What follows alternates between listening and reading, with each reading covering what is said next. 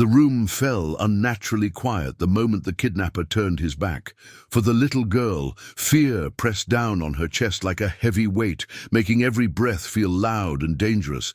Her hands trembled, her heart raced, and tears burned in her eyes. But she knew one thing. Instinctively, making a sound could cost her everything.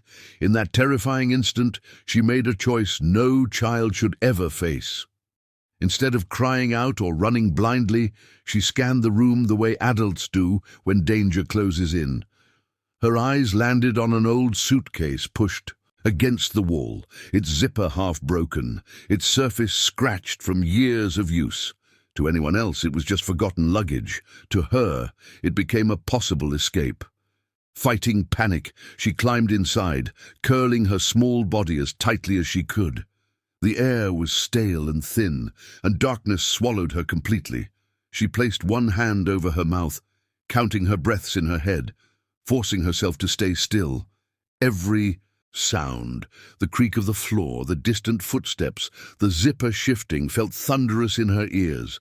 Fear begged her to scream, but her mind refused to surrender. Inside that suitcase, she wasn't just a frightened child anymore. She was a survivor. She remembered stories about staying calm, about waiting for the right moment. Seconds stretched into minutes, and minutes felt like hours. Sweat soaked her clothes, and her muscles ached, but she did not move. That silence became her shield. That suitcase became her hiding place, her prison, and her hope all at once. In the darkest space she had ever known, the little girl discovered a strength far beyond her years. Proof that even when fear surrounds you, courage can whisper, "Stay still, stay alive." The suitcase lurched forward with a rough pull, its wheels scraping loudly against the floor. Inside, the little girl's body jolted, her head pressing against the hard sides. She bit down on her fear, knowing the kidnapper still had no idea what he was carrying. Every movement sent waves of panic through her, but she forced herself to stay quiet. This was no longer just about hiding, it was about timing. As the suitcase was dragged outside, cold air slipped through a small tear near the zipper. That tiny opening became her only connection to the world beyond the darkness. She listened carefully, her ears straining for voices, footsteps, any sign of other people nearby. Cars passed, doors slammed. Her heart sank with every second that went by. Then she heard it, muffled chatter, unfamiliar voices close enough to matter. Her pulse thundered in her ears. She knew this might be her only chance. Summoning every ounce of courage left in her small body, she pressed her mouth to the opening and screamed.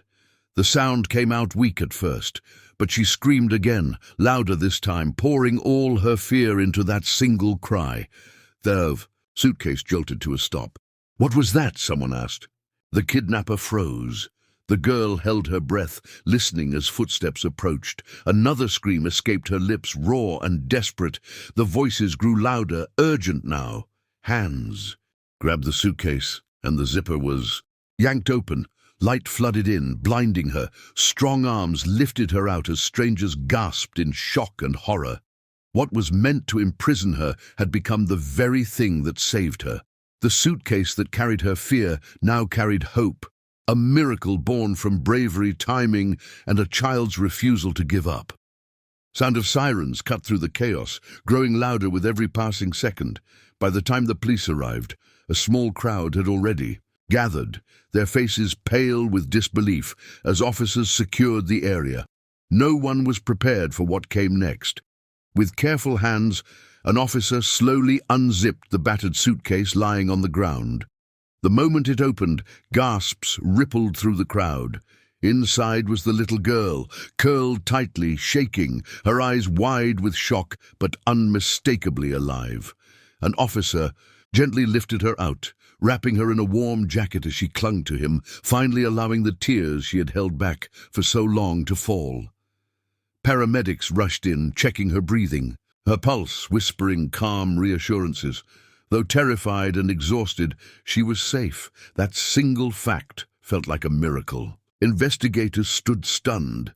In years of service, few had ever seen a child survive such a terrifying situation through pure instinct and presence of mind. What should have been a tragic headline became a story of courage that spread rapidly, shared across phones, screens, and news feeds around the world. People everywhere asked the same question: how did such a small child think so clearly under such fear? Experts called it an extraordinary example of survival instinct. Parents hugged their children tighter. Strangers wiped away tears. The little girl didn't see herself as a hero. She had simply done what she needed to do to live.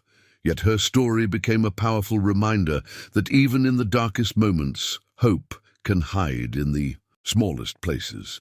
Sometimes survival isn't about strength or size, but about bravery, timing, and the unbreakable will to be found.